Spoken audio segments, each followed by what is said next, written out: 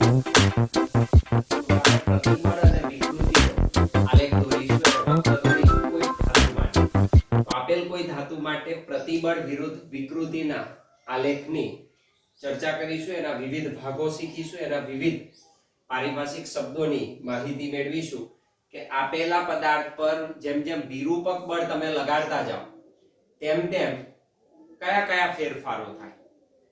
તો આપેલા વક્ર ઉપરથી એ શીખી અને સમજી શકાય કે જે ફેરફારો આપેલા પદાર્થમાં થાય છે એને આપણે શીખીશું. હમણાં વાત કરી તેમ નાનું વિરૂપણ. તો સૌપ્રથમ નાના વિરૂપણ માટે તમે જોઈ શકો કે આપેલો આલેખ સુરેખ મળે, રેખીય હોય. તો આપેલા બિંદુ સુધી સપ્રમાણ મળે, એનાથી વધારે વિરૂપક બળ લગાડો તો એ સપ્રમાણતા દૂર થાય, આલેખ અરેખીય મળે. અને ધીમે ધીમે પ્રતિબળ નો વધારો ઓછો હોય પણ વિકૃતિમાં ફેરફાર ઝડપથી વધવા માંડે છે. તે વિવિધ પારિભાષિક શબ્દો અને વક્રની સમજૂતી મેળવીએ. એ પ્રશ્ન છે, કોઈ ધાતુ માટે પ્રતિબળ વિરુદ્ધ વિકૃતિ નો આલેખ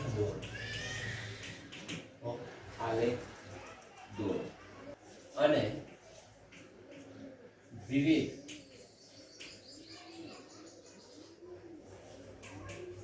પારિભાષિક શબ્દોની સમજૂતી આપો.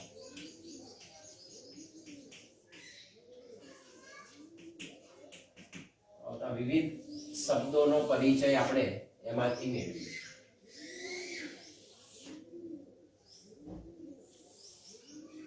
ધાતુને બદલે તમને તન્ય ધાતુ પણ કે તાણી શકાય તેવી ધાતુ, કારણ કે ધાતુને એ પોતાનો આગવો ગુણધર્મ છે. તો આપેલ ધાતુ માટે પ્રતિબળ વિરુદ્ધ વિકૃતિનો આલેખ. પ્રતિબળ વિરુદ્ધ વિકૃતિનો આલેખ.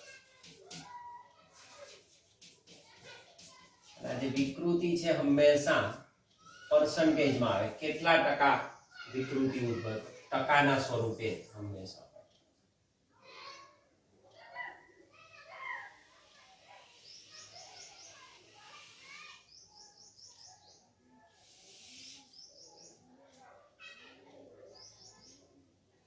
આ ભાગ પર આપણે લઈશું પ્રતિબળ.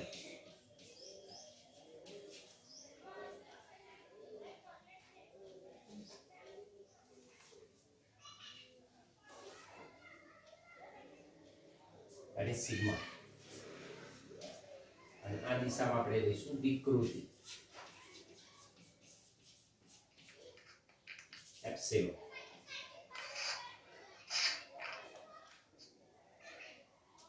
ટકા વિકૃતિ ટકામાં લઈશું. તો આપણે અહીંયા આગળ કોઈ તન્ય ધાતુ માટે પ્રતિબળ વિરુદ્ધ વિકૃતિનો આલેખ રજૂ કરવા જઈ રહ્યા છે. પહેલું સેન્ટેન્સ આપણે લખી શકીએ, આકૃતિમાં કોઈ તન્ય ધાતુ માટે, તન્ય એટલે તાણી શકાય તેવી, ટેન્સાઇલ, કોઈ તન્ય ધાતુ માટે પ્રતિબળ વિરુદ્ધ વિકૃતિનો આલેખ રજૂ કરેલ છે. આપણે ધીરે ધીરે એને વધારતા જઈશું, સીધું નથી દોડ દેતા, શું કહેવા માંગે છે સમજતા જઈએ, એના આલેખમાં એને વ્યાપક બનાવતા જઈશું. તો અહીં આગળ પ્રતિબળ વિરુદ્ધ વિકૃતિનો કોઈ તન્ય ધાતુ માટેનો આલેખ આપણે રજૂ કરી રહ્યા છીએ. ધારો કે આપણે તન્ય ધાતુ કોઈ સ્પ્રિંગ લઈ લઈએ અને સ્પ્રિંગ ઉપર હું કોઈ વજન મૂકતો જાઉં, એટલે કે વિરૂપક બળ લગાડતો જાઉં, તો જ્યાં સુધી સ્પ્રિંગને આપણે ધીરે ધીરે ખેંચતા જઈએ, વજન બાહ્ય મૂકી અને એમાં વિરૂપણ ઉત્પન્ન કરતા જઈએ, તો હમણાં જ કહ્યું તેમ નાનું વિરૂપણ ઉદ્ભવે ત્યાં સુધી આપેલું પ્રતિબળ એ વિકૃતિના સમપ્રમાણમાં હોય છે.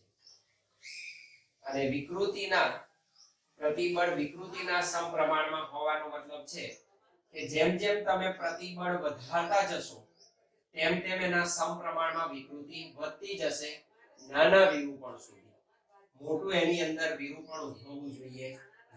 તો અહીંયા આગળ આપણે દર્શાવી દઈએ આ આલેખ કઈ કામ મળે, સુરેખ મળે. તો વધારતા જઈએ છે, કોઈ એક બિંદુ મળે આપણને, ધારો કે એ બિંદુ, આપેલા એ બિંદુ સુધી પ્રતિબળ એ વિકૃતિના સમપ્રમાણમાં હોય છે. તો આ જે આલેખ મળે છે એ આલેખને આપણે સપ્રમાણતાનો આલેખ કહેવાય. એમાં પ્રતિબળ અને વિકૃતિ એકબીજાના સમપ્રમાણમાં હોય છે. તો એ આલેખ આ પ્રકારનો આપણને જોવા મળે. ક્યાં સુધી? એ સુધી. અને એ બિંદુ જે આવ્યું એને આપણે કહીશું સપ્રમાણતાની હદ.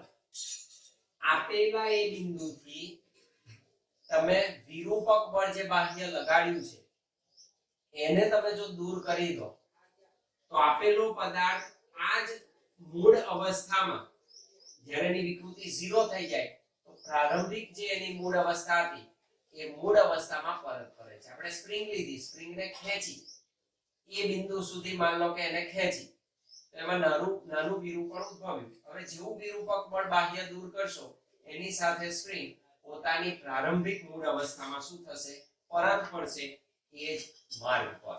તો આપેલું એ બિંદુ એ સપ્રમાણતાની હદ તરીકે ઓળખાય છે. આલેખ પરથી ઘણી નોંધપાત્ર બાબતો આપણને મળશે જે આપણે એને પારિભાષિક શબ્દો દ્વારા રજૂ કરીએ છીએ. આલેખ પરથી મળતી નોંધપાત્ર બાબત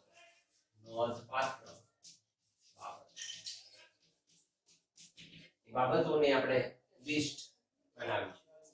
એમાં સૌથી પહેલું આપણે વાત કરીશું લિમિટ ઓફ પ્રોપોર્શનાલિટી, સપ્રમાણતાની હદ. સપ્રમાણતાની હદ, that is limit of proportionality. શું કહેવાય? limit of proportionality.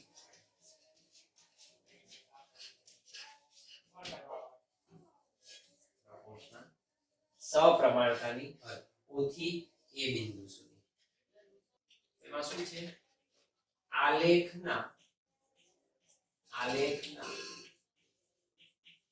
શરૂઆતના ભાગ ઓથી એ સુધી. અહીંયા આગળ લેસ ધેન 1% વિકૃતિ હોય. આલેખના શરૂઆતના ભાગ ઓએમાં વિકૃતિ 1% કરતા ઓછી. વિકૃતિ 1% કરતા કેવી મળે છે? ઓછી મળે છે. એટલે આપણે એને કહ્યું હતું નાનું વિરૂપણ. વિરૂપણ કેવું છે? નાના વિરૂપણ. આ નાના વિરૂપણ માટેની વાત. 1% કરતા ઓછી એટલે ઘણું નાનું વિરૂપણ કહેવાય. એટલે કે અર્થાત ઓથી એ સુધી પ્રતિબળ વિકૃતિના કેવી છે? સમપ્રમાણમાં છે. અર્થાત ઓથી એ સુધી પ્રતિબળ એ વિકૃતિના સમપ્રમાણમાં, ઓથી એ સુધીના ભાગમાં પ્રતિબળ એ વિકૃતિના સમપ્રમાણમાં છે. અને ત્યાં આલેખ કેવો છે? સુરેખ છે. અહીં આલેખ સુરેખ એકબીજા વચ્ચેનો સંબંધ રેખીય છે. જેટલું પ્રતિબળ વધશે વિકૃતિમાં એટલો જ સપ્રમાણમાં વધારો થાય છે અને આલેખ સુરેખ છે સપ્રમાણ છે કે હમણાં જોઈ ગયા તે મુજબ હૂકના નિયમનો અહીંયા આગળ શું થાય છે પાલન થાય છે અને હૂકનો નિયમ પડાય એનું પાલન આ ભાગમાં શક્ય બને છે બિંદુ એ પાસે આપણે કહ્યું તેમ વિરૂપક બળ દૂર કરો તો પદાર્થ મૂળ માર્ગે પોતાની મૂળ અવસ્થા પ્રાપ્ત કરે છે તો એ પદાર્થ પાસે સ્થિતિસ્થાપકતાનો પણ ગુણધર્મ છે અને એ બિંદુ સુધી એ સપ્રમાણ પ્રતિબળ અને વિકૃતિ વચ્ચેનો સંબંધ રહેલો છે તો એને સપ્રમાણતાની હદ કહે છે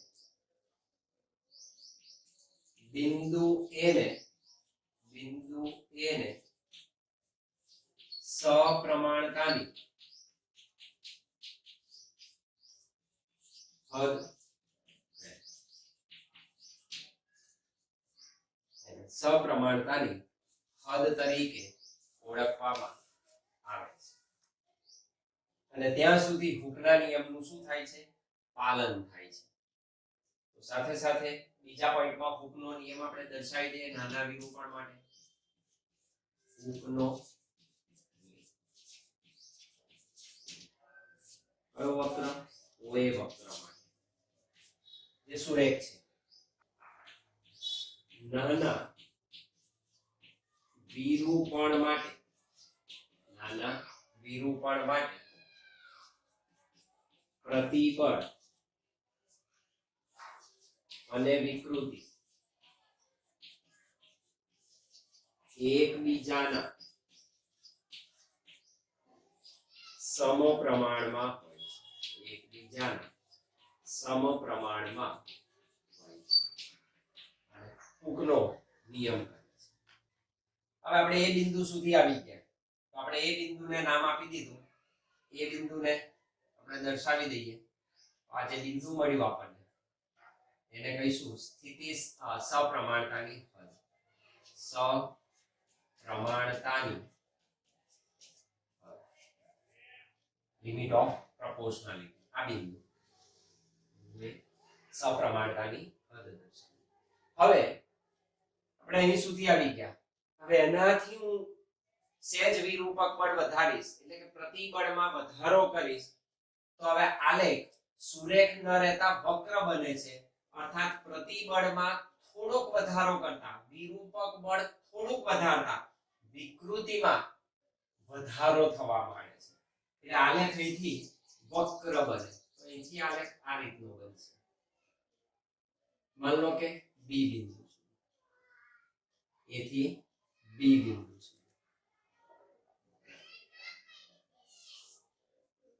તો આલેખ વક્ર બની ગયો એટલે કે સપ્રમાણ નથી એટલે એ થી બી વચ્ચેના આલેખમાં સપ્રમાણતા સમાપ્ત થઈ ગઈ કારણ કે હદ તો અહીં આવી ગઈ પણ બી બિંદુ સુધી પહોંચીને પણ વિરૂપક બળ તમે જો દૂર કરો તો આપેલો પદાર્થ હજુ પણ આ જ માર્ગ પર પરત ફરી પોતાની પ્રારંભિક મૂળ અવસ્થા ધારણ કરે છે અર્થાત બી બિંદુ સુધી આપેલો પદાર્થ પોતાની સ્થિતિસ્થાપક વર્તણૂક ગુમાવતો નથી સપ્રમાણતા સમાપ્ત થાય પ્રતિબળ અને વિકૃતિ હવે સપ્રમાણ નથી પ્રતિબળનો થોડો ફેરફાર વિકૃતિમાં મોટો ફેરફાર કરી શકે છે પણ બી બિંદુ પાસે આપેલા પદાર્થ પર લાગુ પાડેલ વિરૂપક બળને તમે દૂર કરો તો આપેલો પદાર્થ એ જ માર્ગ પર પોતાની મૂળ અવસ્થામાં પાછો ફરે છે તો બી બિંદુને સ્થિતિસ્થાપકતાની હદ કહેવાય બી બિંદુને સ્થિતિસ્થાપકતાની હદ તરીકે ઓળખવામાં આવે છે તો that is limit of elasticity સ્થિતિસ્થાપકતાની હદ અથવા એને નામ આપ્યું છે આધીન બિંદુ એને કહીશું આપણે આધીન બિંદુ યીલ્ડ પોઈન્ટ આ છેલ્લું એવું બિંદુ જ્યાં સુધી પદાર્થ પોતાની સ્થિતિસ્થાપક વર્તણૂક ધરાવે છે તો બી બિંદુને સ્થિતિસ્થાપકતાની હદ તરીકે ઓળખવામાં આવે છે તો ત્રીજો પોઈન્ટ છે આપણો સ્થિતિસ્થાપકતાની હદ સ્થિતિસ્થાપકતાની હદ અથવા તો એને કહેવાય આધીન બિંદુ. આધીન બિંદુ that is called yield point. yield point.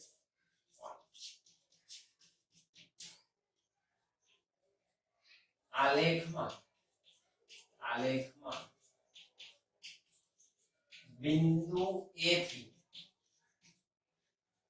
બિંદુ B સુધી, બિંદુ A થી બિંદુ B સુધી પ્રતિબળ એ વિકૃતિના સમપ્રમાણમાં નથી. વિકૃતિના સમપ્રમાણમાં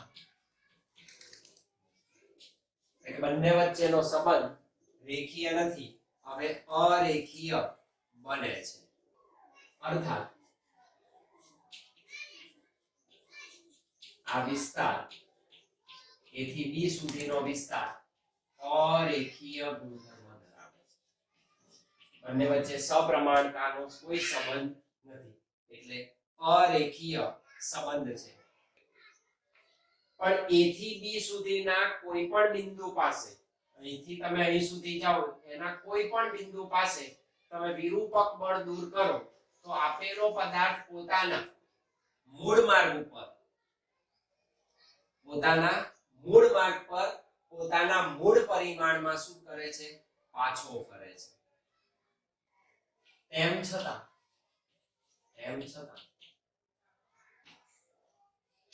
A થી B વચ્ચેના કોઈ પણ બિંદુ પાસેથી વિરૂપક બળ દૂર કરતા, વિરૂપક બળ જે બોજ આપણે મૂકેલો છે, વજન મૂકતા જઈએ છે, એને તમે દૂર કરી દો. વિરૂપક બળ દૂર કરતા પદાર્થ પોતાના મૂળ પરિમાણમાં પરત ફરે છે. પ્રારંભિક જે અવસ્થામાં પદાર્થ હતો એમાં કોઈ પણ ક્ષતિ સિવાય એ પ્રારંભિક જે અવસ્થા હતી એ જ અવસ્થામાં પદાર્થ પરત ફરે છે. એટલે આપણે કહ્યું તેમ બિંદુ B સુધી આપેલો પદાર્થ સ્થિતિસ્થાપક વર્તણૂક ધરાવે છે. અર્થાત પદાર્થ બિંદુ B સુધી સ્થિતિસ્થાપક વર્તણૂક ધરાવે છે.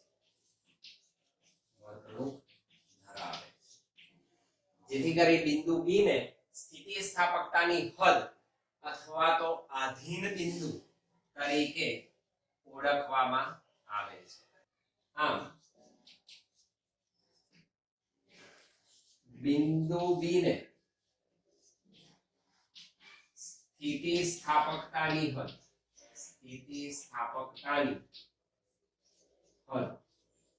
કે આધીન બિંદુ કહે છે. તો બિંદુ B એ સ્થિતિસ્થાપકતાની હદ તરીકે અથવા તો આધીન બિંદુ તરીકે ઓળખાય છે. આ જે B બિંદુ જે મળ્યું આપણને એ આધીન બિંદુ કહેવાય. આધીન yield point. અને એને અનુરૂપ તો અહીંથી લંબ દોરું આ બિંદુ પર, અહીંથી આ જે પોઈન્ટ મળે પ્રતિબળનું એ જે મૂલ્ય મળે, આધીન બિંદુને અનુરૂપ પ્રતિબળના મૂલ્યને આપણે આધીન પ્રબળતા સિગ્મા ભાઈ તરીકે ઓળખીશું. આ જે મૂલ્ય છે એને સિગ્મા ભાઈ કહેવાય, આધીન પ્રબળતા કહેવાય. આધીન બિંદુને અનુરૂપ પ્રતિબળ ના મૂલ્યને આધીન પ્રબળતા સિગ્મા ભાઈ,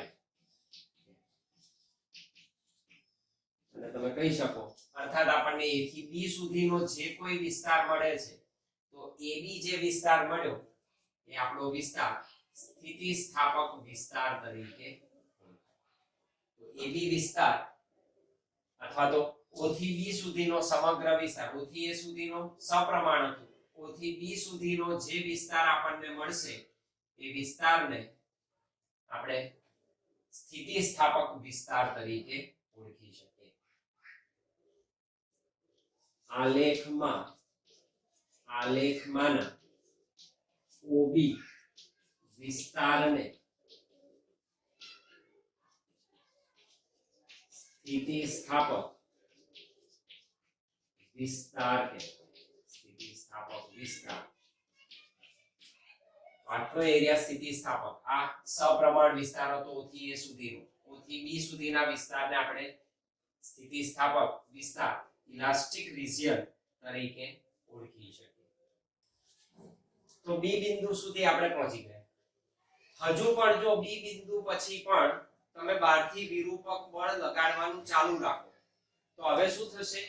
હજુ પણ થોડુંક હવે વિરૂપણ બળ લગાડશો તમે તો વિકૃતિમાં ઝડપથી વધારો થશે, અને આપેલી વિકૃતિમાં ઝડપથી વધારો થતા તમને આલેખ કંઈક આ પ્રકારનો મળે. ઝડપથી વિકૃતિમાં વધારો થાય, પ્રતિબળ એટલું નહીં વધે પણ વિકૃતિમાં ઝડપથી વધારો થશે. અને ધારો કે કોઈ એક બિંદુ આપણને પ્રાપ્ત થાય ત્યારબાદ એ ઘટે.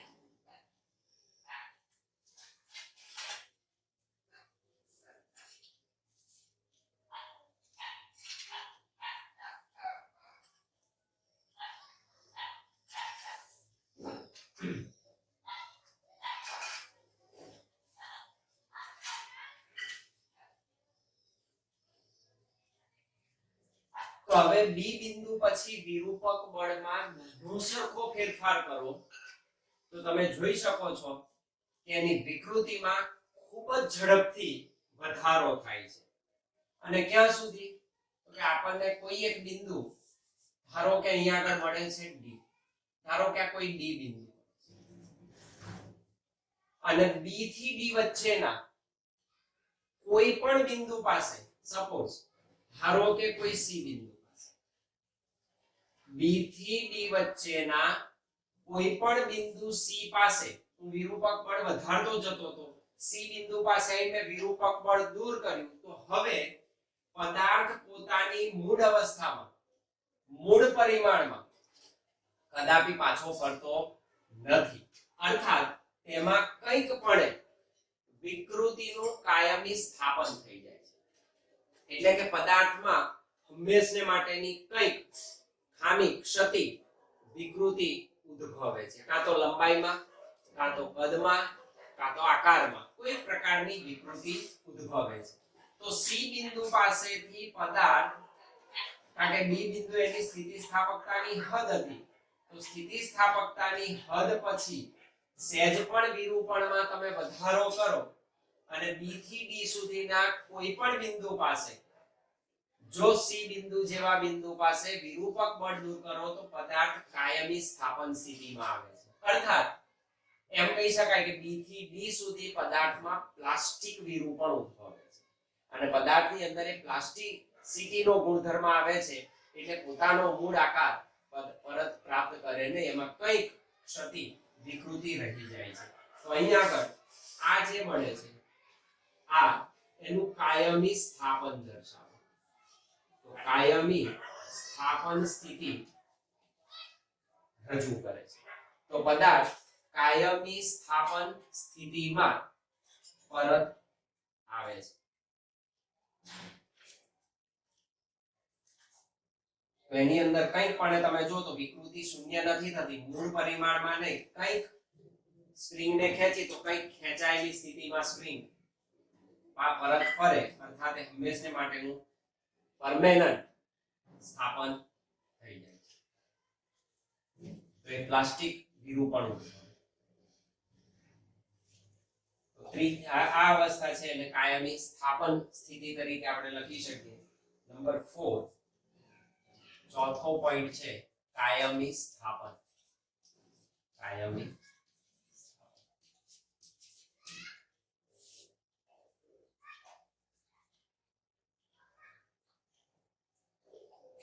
જો વિરૂપક બળ વધારવામાં આવે, વિરૂપક બળ વધારવામાં આવે તો ઉદ્ભવતું પ્રતિબળ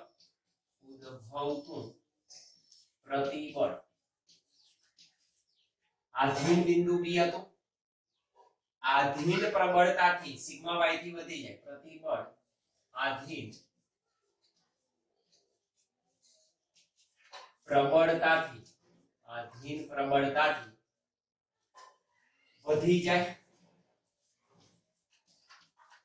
અને પ્રતિબળના નાના ફેરફાર માટે પણ વિકૃતિમાં ખૂબ જ ઝડપથી વધારો થાય છે. અને પ્રતિબળના નાના ફેરફાર માટે પણ વિકૃતિમાં ખૂબ જ ઝડપથી વધારો થાય છે. માટે પણ વિકૃતિમાં ખૂબ જ ઝડપથી વધારો થાય છે.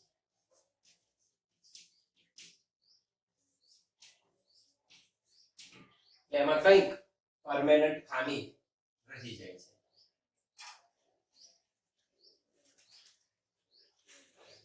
આલેખના કયા બી થી ડી વચ્ચેના કોઈ પણ બિંદુ પાસે, આલેખના બી અને ડી વચ્ચેના કોઈ પણ બિંદુ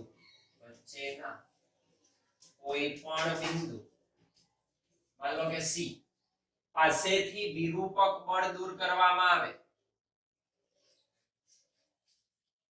કોઈ બિંદુ સી પાસે વિરૂપક બળ દૂર કરતા પદાર્થ પોતાના મૂળ પરિમાણ પ્રાપ્ત કરતો નથી. પદાર્થ મૂળ પરિમાણમાં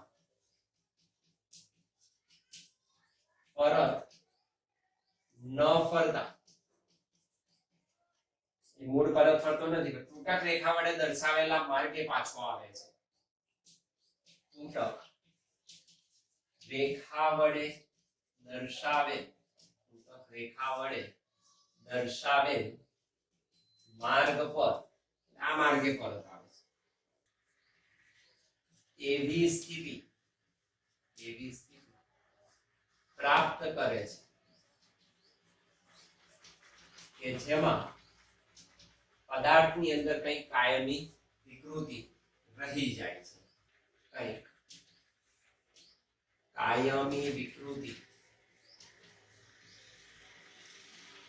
રહી જાય છે, જેને કાયમી સ્થાપન કહે છે. આ અવસ્થાને પદાર્થની કાયમી સ્થાપન સ્થિતિ છે. કાયમી સ્થાપન સ્થિતિ એટલે કાયમી સ્થાપન સ્થિતિ તરીકે ઓળખવામાં આવે છે. પદાર્થ કાયમ માટે એ જ સ્થિતિમાં પાછો આવે એટલે પરમેનન્ટ કંઈક ક્ષતિ રહી જાય છે.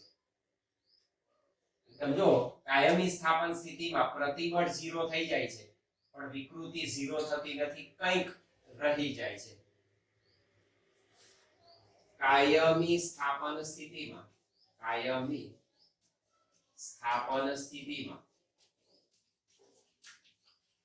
પ્રતિબળ 0 થવા છતાં પણ વિકૃતિ શૂન્ય બનતી, એમાં કંઈક વિકૃતિ રહી જાય છે, એટલે એ શૂન્ય થતી. તો વિરૂપક બળમાં સહેજ ફેરફાર કરતા વિકૃતિમાં ખૂબ જ ઝડપથી વધારો થાય તો એવો જે વિસ્તાર તમને B થી D નો મળ્યો ત્યાં આગળ પ્લાસ્ટિક વિરૂપણ ઉદ્ભવ્યું કહેવાય. તમે કોઈ પ્લાસ્ટિકને ખેંચો તો પ્લાસ્ટિક એકદમ તૂટે નહીં, એમાં રહેલા જે સ્તરો છે તો સ્તરો એકબીજા ઉપર સરકે અને શું થતું જાય, એમાં ખેંચાણ ઉદ્ભવે, અર્થાત આપેલો પદાર્થ ખેંચાય છે.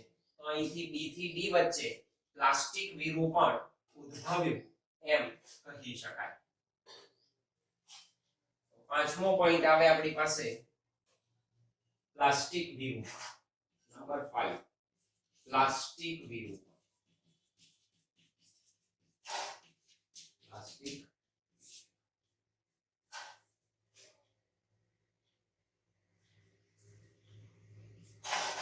બિંદુ C પાસે હજુ પણ અહીંથી હજુ આપણે આગળ જ જઈએ છીએ, તો શું લઈ દીધું, કાયમી સ્થાપન શીખ્યા ગમે ત્યાં C થી D વચ્ચેના. પણ C પાસે હજુ વધુ વિરૂપણ ઉત્પન્ન કરો તો વિકૃતિ અનેક ગણી ઝડપથી વધે છે. બિંદુ C પાસે વધારે વિરૂપક બળ લગાડતા વિકૃતિમાં ખૂબ જ ઝડપથી વધારો થાય છે. જેથી પદાર્થમાં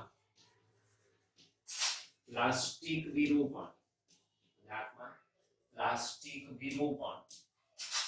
ઉદ્ભવે. પદાર્થમાં પ્લાસ્ટિક વિરૂપણ ઉદ્ભવે છે.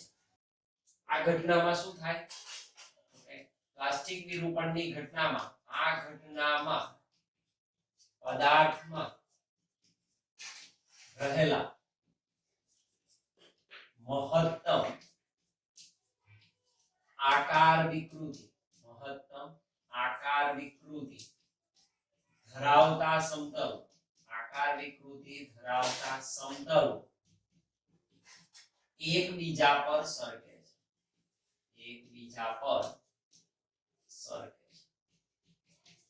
એમાં આકારમાં ફેરફાર કરતા જાય, આકાર વિકૃતિ શું કરતા જાય, ઉત્પન્ન કરતા જાય. ક્યાં સુધી, D સુધી. અને D પછી તમે જો પ્રતિબળ દૂર કરો તો અહીં આપણે પ્રતિબળ દૂર કરી દીધું, જો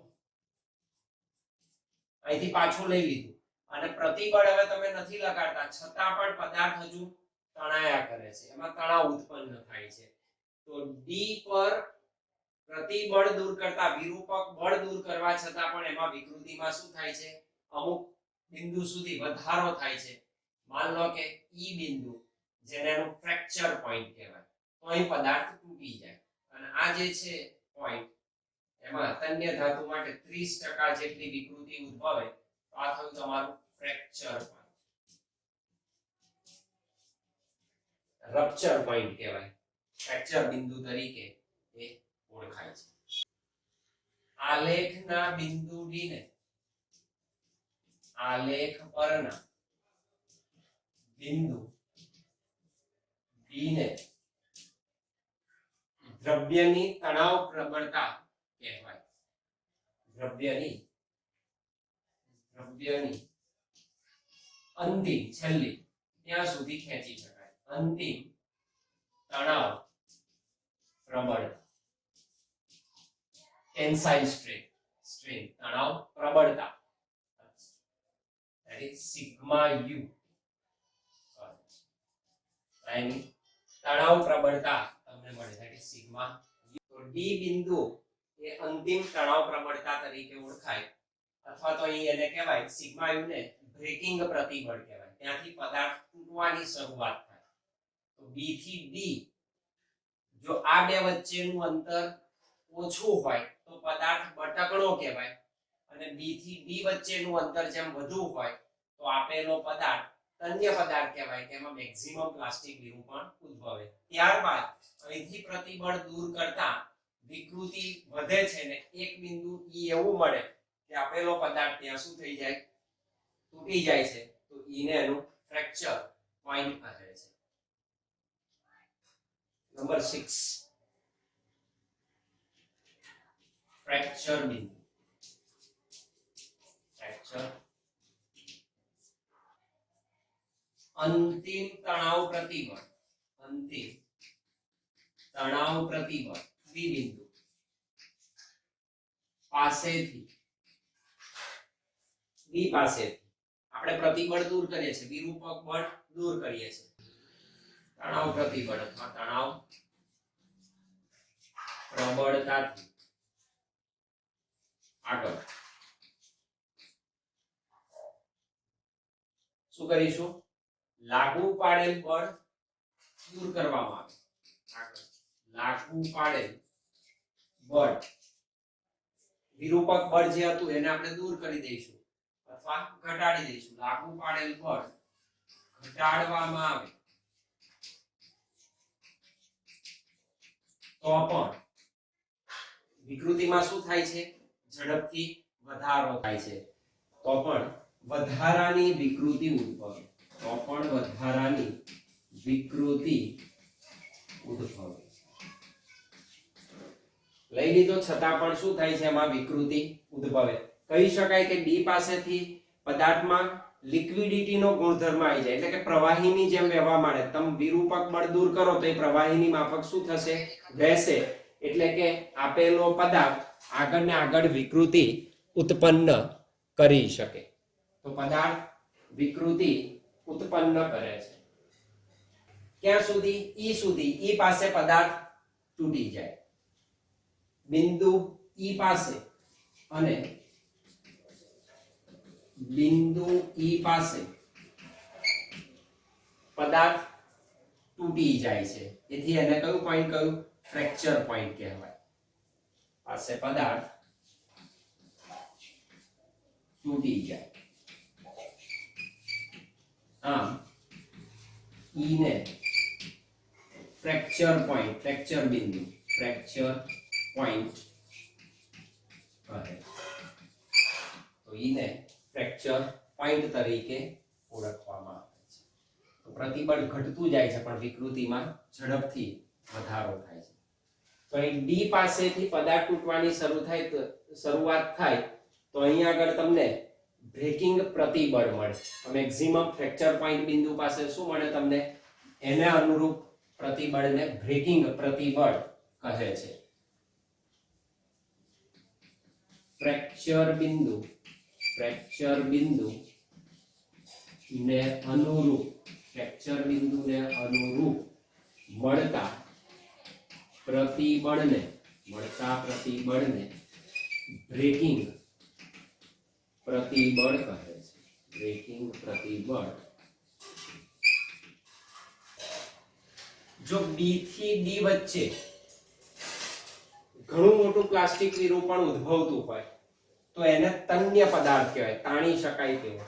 અને બી થી ડી વચ્ચે ખૂબ જ નાનું પ્લાસ્ટિક વિરૂપણ હોય ને બી પછી તરત પદાર્થ તૂટી જતો હોય તેને બટકણો પદાર્થ કહેવાય.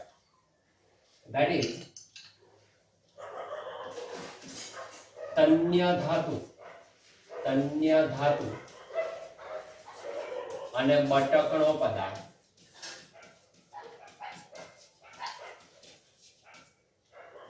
તાણી શકાય તેવો અથવા તરત તૂટી જાય તેવો. કાચ તરત તૂટી જાય અને ધાતુના તારને તમે ખેંચી શકો, તાણી શકો. જો અંતિમ તણાવ પ્રબળતા ડી, જો અંતિમ તણાવ પ્રબળતા, તો આ જે છે એની અંતિમ તણાવ પ્રબળતા છે ડી. અંતિમ તણાવ પ્રબળતા. એના પછી પદાર્થને ના ખેંચી શકાય. અંતિમ તણાવ પ્રબળતા બિંદુ ડી અને ઈ ની વાત કરીએ તો અંતિમ તણાવ પ્રબળતા બિંદુ ડી અને fracture point D fracture point E. આ વચ્ચેનું અંતર મોટું હોય તો એમાં તન્ય ધાતુ કહેવાય. એકબીજાથી વધારે કેવા હોય? દૂર હોય. ડી અને E વચ્ચેનું અંતર વધારે હોય, વધારે દૂર હોય તો તેવા દ્રવ્યને તન્ય ધાતુ કહેવાય. તો તેવા દ્રવ્યને તન્ય, તાણી શકાય તેવું અથવા તો તન્ય ધાતુ કહે. તાણી શકાય તેવી ધાતુ તરીકે ઓળખવામાં આવે છે. અને બંને પાસ પાસે હોય તો પદાર્થને બટકણો પદાર્થ કહે છે. અને જો પાસ પાસે હોય તો પદાર્થને બટકણો, બ્રિટલ, તૂટી જાય તેવો પદાર્થ બટક. બે વચ્ચેનું અંતર વધુ તન્ય, બે વચ્ચેનું અંતર ઓછું બટકણો પદાર્થ. અને એમાં સરસ મજાનો એક પોઈન્ટ રહ્યો, એને આપણે અલગથી શીખીશું. ધેટ ઇઝ ઇલાસ્ટોમર પદાર્થ. તો એ એવા પદાર્થ છે કે જેમાં બે વચ્ચેનું અંતર ઘણું જ મોટું હોય, લગભગ 700% સુધી તમે એમાં વિકૃતિ શું કરી શકો? ઉત્પન્ન કરી શકો. તો એ આપણે નેક્સ્ટમાં વાત કરીશું. મહત્વનો એ પોઈન્ટ ઇલાસ્ટોમર પદાર્થની વાત કરીશું. આજ પ્રતિબળ વિરુદ્ધ વિકૃતિના આલેખમાં.